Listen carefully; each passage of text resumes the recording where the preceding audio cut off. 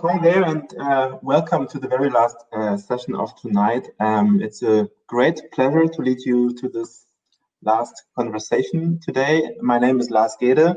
As Nico already mentioned, I'm the co-founder of Work Awesome, a conference series on the future of work, and I do a bunch of other things on that topic. And the future of work is also the topic of this panel, which is fantastic. And even better, we have three absolutely fantastic guests on the stage tonight, and we were supposed to be four. Amol unfortunately had an emergency that he needs to attend to, but the three panelists that are left, I would like to say, will easily make this a great conversation on their own. And I think Sonja is still on her way. Actually, she's somewhere lost in the cyberspace, but I'm hoping she will find her way soon. So let me use those first seconds to introduce the two guests that I can already see here. Hi, Jeri, Doris. I'm happy to have you on board. You're the Chief People Officer at Delivery Hero. I think one might say one of the most exciting companies to look at right now in Germany, for sure. I can now also welcome, great news, Sonja Hoppe. Hi, good to see you here. I'm happy to on your way out of cyberspace. Some people get lost there. It's scary. You're the head of business excellence, IT application platforms, and digital solutions at Siemens. That's also easy to get lost in the long title you have, and I'm hoping you will explain a little more what it actually means in a second. And last but not least, I'm excited to say hi to Oliver Kaltner, who's the CEO of Room Europe. So welcome, a warm applause, even if it's only, so to speak, a virtual one. I think it's still beautiful to be here and with all our participants. Yeah, welcome also to you.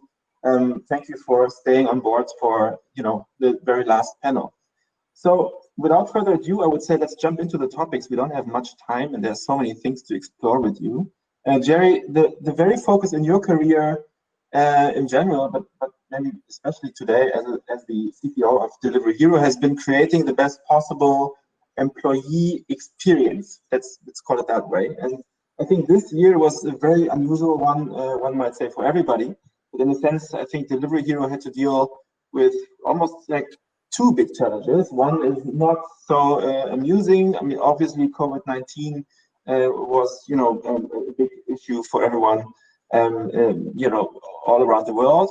But you, on a more positive note, had another challenge. You had a phase of incredible growth, and also you kind of got on board, not kind of, but you did get on board of the DAX index in Germany, which I'm sure is also kind of like a rather interesting incident in the history of your organization. So looking at all that, let me start with a relatively broad question. So what would you say were the most profound or remarkable changes or remarkable challenges in the way people work at Delivery Hero in this very unusual year? And what did you have to do to maintain or create that positive employee experience that you're kind of all about? So reflecting on that a little bit, what is it that kind of stuck in your head? Yeah, thanks, Lars, for that. And it has been kind of not only an unusual year, but it's also been it's a year of a lot of celebrations and things that have positive happen for us. And so, I mean, when I think about it, we had talked about the hybrid work environment, and moving quickly to virtual was not in the plans, but hybrid work environment had been something that I had been discussing and promoting with Nicholas and the rest of the executive team since 2018 when I came on board. I have a firm belief that we should treat our employees like we do our consumers, which is promote a lot of choice, right? One of our competitive advantages from a business perspective is providing a lot of options when it comes to restaurants, and options are key to choice. So why would we treat our employees any differently? So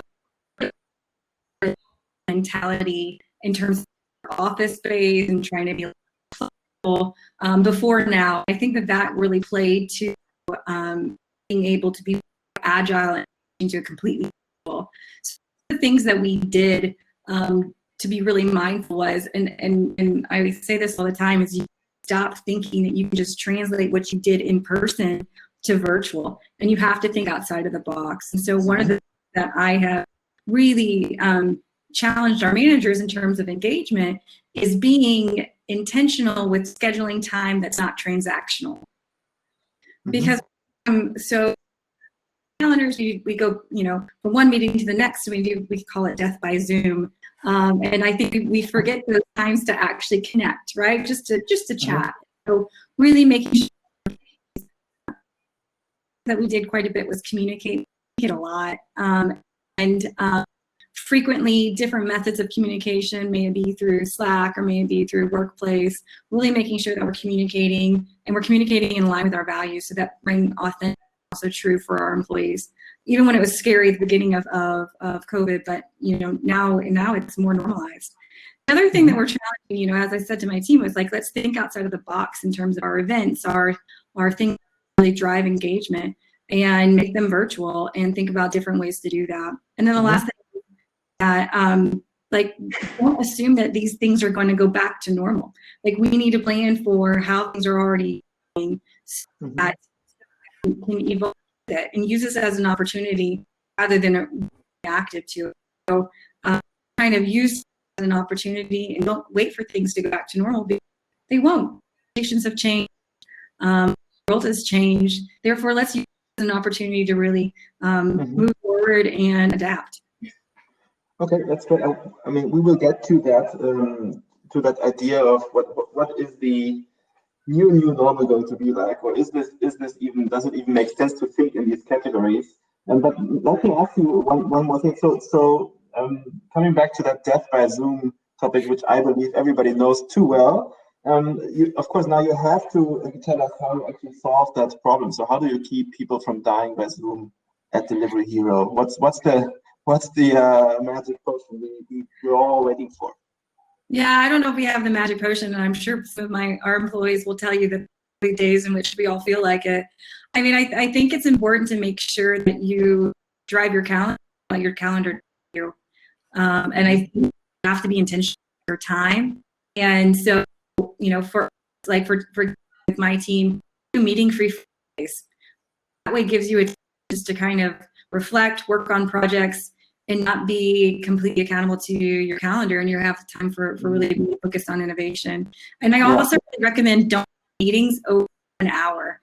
There is a lot of out there, neuroscientists who really doesn't work well after 90 minutes. And we do these 2-3 hour meetings, and you're like, we all know it, part of those meetings, and they're painful. So I try to be reasonable to not over-scheduling, and be quite mindful when we do schedule meetings, and make sure that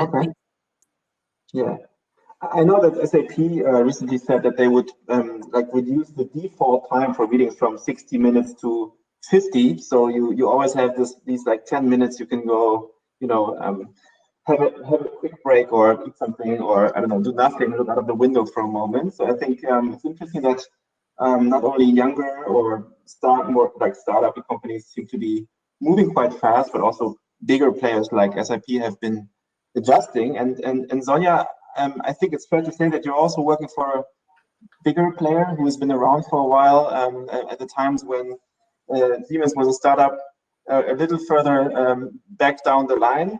But nonetheless, Siemens also changed rapidly, I would say, in the last couple of months. And I think it's actually quite interesting that that you were among the first really large companies or global companies from Germany to adjust to new working models permanently, not saying, okay, this is what we're going to do for now, and then we'll see how we're going to do it later. But you basically said mobile working on 2 to 3 days per week is now a worldwide standard, which is a pretty bold statement, I believe.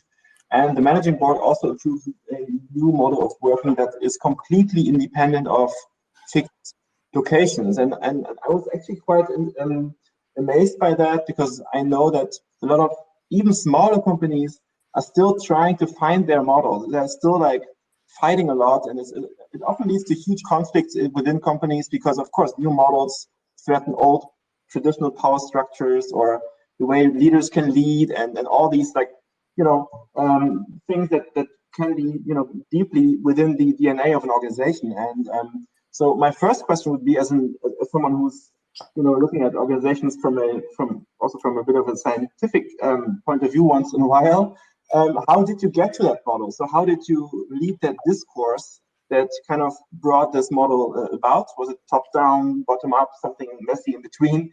And how did it change the work dynamic at Siemens? So maybe you can tell us a little more about your journey to this new setup within the, not so young, not so startup company, Siemens. Yeah, with pleasure, Lars.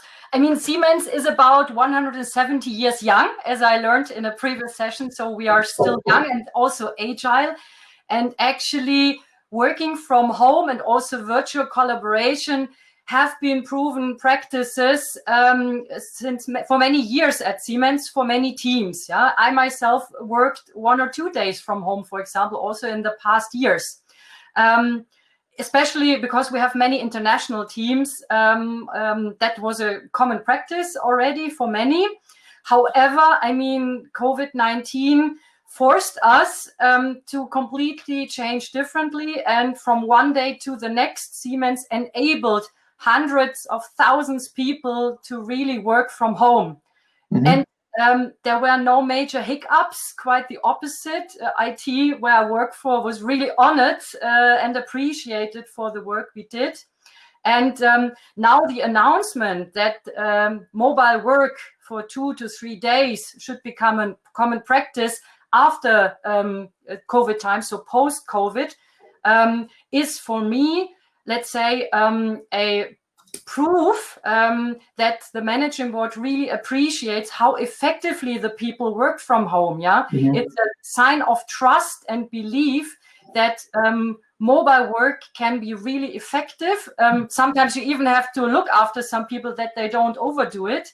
And it also underlines what we had as principles for some years already, which is trust-based leadership, which is ownership, and really end-to-end responsibilities, empowerment of teams. And when you look at the strategic principles that were announced October 1st, empowerment of people, and also really, let's say, focus on these people and growth mindset, which is also important in the new normal. This really underlines that we trust our people. I mean, it's now we now have to prepare, of course, for the post-COVID phase, because many people are now still employees asked to work from home for their own safety.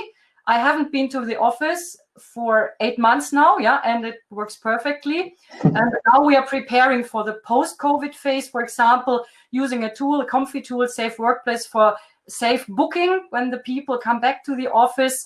And also, thinking about new models, how the offices of the future should look like. For example, I think people won't go back to the office just for sitting in front of their computer doing silent work, but really come to collaborate, to be creative. So we are already thinking at Siemens for how to design the new office space.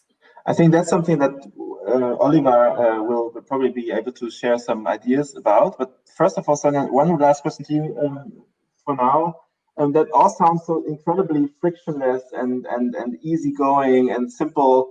There must have been some conflicts. There must have been some difficult parts and challenges, implementing this new model. So who would you say were maybe winners, or who might also have, have had some struggling moments in this new setup? So how did you kind of make sure everybody is on board and stays on board with that? Right. Yeah. So I guess COVID-19 didn't, let's say, change completely how we look at leadership, for example, and working together. It accelerated some trends. And I think, for example, those leaders who were not the control freaks or might do micro-controlling, but really trust people, empower them, delegate, coach, instead of doing it the classical way, they were the winners, because it was just, let's say, underlining that this was the right way to do. I think some people had to adapt from leadership side, also from employee side, but so far in what I saw in the working environment, there were no major hiccups. Of course, now, I mean, winter comes, Corona is not over. We really have to care for our employees. We offer many different programs and actions to support their mental health. Yeah, not only social counseling, but also peer-to-peer coaching. We have set up a great program. We have many certified coaches at Siemens employees who now offer the services. And also we have different actions to support leaders to stay connected to their employees, virtual formats. We do cultural experiments, also what you said beforehand, Jeri. We also try to stop back-to-back meetings. We also have a rule established in many teams that we end a full hour meeting 10 minutes before the full hour, have breaks, have also meeting-free times, and also have this, let's say, virtual get-togethers just to have personal talk. So there is a lot of thinking ongoing and a lot of actions already to support new leadership styles or modern leadership styles, and also the employee well-being. Oliver, now we've heard a lot about how in the last couple of months work structures have changed, work habits, maybe rules, regulations within the organizations. But I mean, what we haven't really looked at deeply yet is really the space or the spatial dimension of this topic. And Room is working on design solutions for offices, so it's great to have you on board to also dive into that a little deeper. I mean, what you guys do, you build phone booths and meeting cabins that help block off the noise that people often are bothered by, especially in those nice lofty open spaces that are super trendy, especially in Berlin and old factories and so on. Now the noise people hear are their own children or the neighbor who's listening to heavy metal while you're having a serious conversation with your boss or whatever. So my question would be, now that we all gotten used to it, I mean, we just heard Sonja hasn't seen an office in 8 months. Will we ever go back to this old office life? Will offices have a space in our work lives, or and if yes, how would they need to change to be attractive enough to make us want to go back? So actually, first of all, what I really learned and what I should underpin is that the 50 is the new 60 in a certain way. That means since we're all now in video conference calls all day, it doesn't matter where we are in video conference calls, we need to ensure that we have a break. So this is definitely something that also kind of buys in the way we're going to design the new workspace. So the way we look at the future office, obviously, we look at that with a lot of optimism. And why is that? Because offices are not going away for a very simple reason. We need space to work. So what is very clear is that for sure the setup of office and the number of offices that we are using as individuals, that might change and might even increase. I just heard the word hybrid offices. Actually, this is something that we at Microsoft many years started to use to really sell kind of cloud-based services at that point of time, to really say, hey, use the factor of mobility and flexibility and work from ever where you are, because we're going to get you connected anyhow. But now it's getting into a real geographical space. What I can see, COVID-19, to my understanding, really disrupts commercial real estate from a business perspective quite heavily. It has an impact on the way we are planning floor plans, okay? And definitely it accelerates the changes in the design of the modern workplaces. And why is that? Simply because we now see that we have more privacy as a requirement. We have definitely video conference calls as a new standard in the way we are communicating business-wise. We see that people would love to get back to the community, but they're asking for A, individual spaces, and B, obviously spaces that have a fulfillment in terms of hygiene and safety, which is very important. So we end up with something that I call, we all asking for more flexibility. And again, it's not one geo point, it's not one main office, it's most probably the space at home as it is the space in your company, as it is a space anywhere else. So above all, what is really important from a business perspective, we have to lower the costs. That's very clear, because quite frankly, we all can have a clear picture about what is the office design in 6 months. Quite frankly, it might change again, because we don't know how long the pandemic is going to expand and extend, and we don't know what are the new requirements even given by governments. So everything, to our understanding, that is fixed definitely needs to change.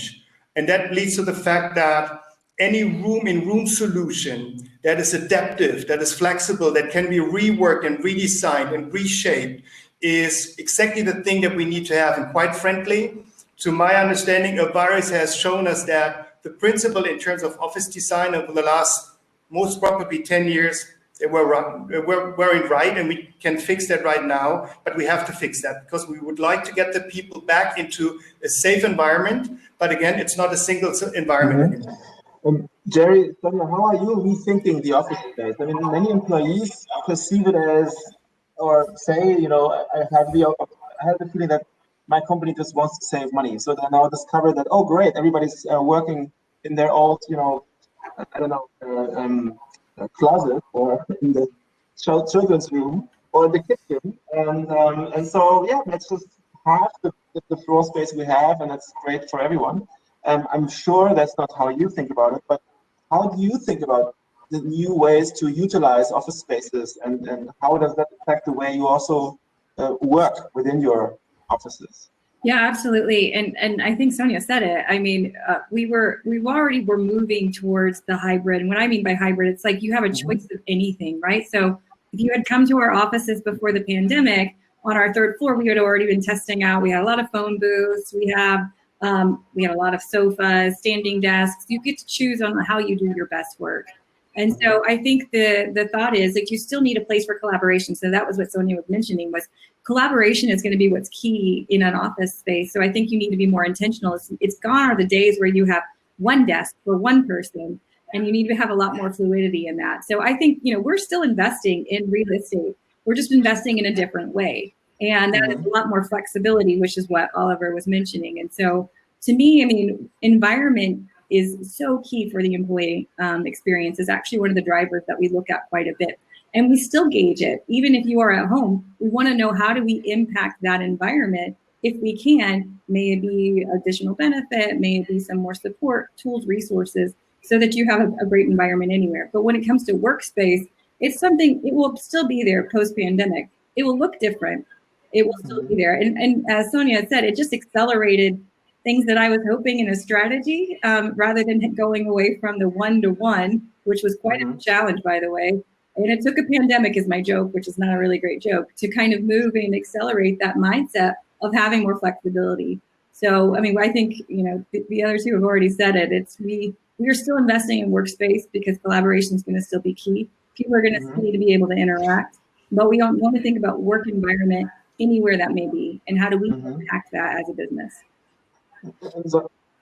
Maybe one aspect to add here, because we're discussing home office as a term now for the last 8 months, quite frankly, since we have all the video conference calls. It's more about home than it is office, quite frankly, because not too many people have a real dedicated office space at home. So we have to be very cautious that, in the one hand, obviously sitting at the kitchen table, it's not an office environment that we're thinking about. It's not an appropriate kind of working situation. But also here, obviously, we are going to face some opportunities in terms of redesigning that and not asking for too much space at home. So there are so many kind of, I would say, opportunities now for interior design in a certain way. Sonja, I mean, first of all, Oliver, maybe we should always, whoops, do you still hear me? There's a window popped up. Okay, great. I can't see you anymore, but anyways. Oliver, thank you for, I think one thing that could help is if you always say home office, and we just always have to make sure to do that. But Sonja, maybe to you, how would you design the office of the future if you had, you know, the say in this? If you could design the office the way you think would be the most appropriate for the future of work, what would it look like? What are you planning at Siemens to change to make the office space attractive and a productive place going forward?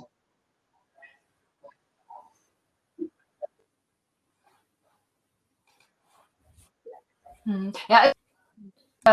We are also looking on it from two perspectives. So employees should have they prefer to work in the office or somewhere mobile. So the idea is really that the employee has the choice, in alignment with the manager, of course, where he or she works best. So we need to offer office space. I agree with Oliver.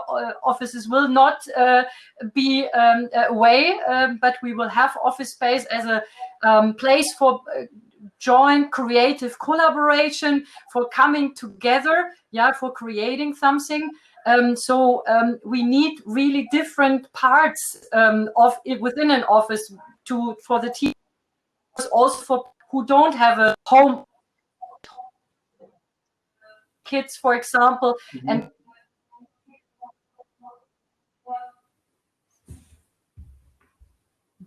now the connection is a little wobbly, maybe only on my side. Oliver, you still seem to be with me. Okay. I'm still there. I'm still there. Give it another second. Other than that, maybe, I'll just give you the opportunity to answer the very last questions that I asked Sonja. So, you as the design expert looking at the office space, so where are we headed? What will offices look like in the near future, or even in the further future of work? We already have seen so tremendous changes from single offices to open space, and open space for sure is not going to disappear. Like swinging back to the old ways of working? Not swinging back to the single offices again, because it's all about what are exactly the specific needs that you have. For instance, if you have an average video conference call is between 30 to 45 minutes, just have that one type of phone booth that you can use for that one here. If you have a kind of meeting room setup in the normal companies, you see most of the meeting rooms for 10 people are only kind of booked and only kind of occupied by 2 people. So create a room for 2 people, have a room solution for 4 people. So be a little bit more flexible, have something that is more in a room solution, have something that is more open.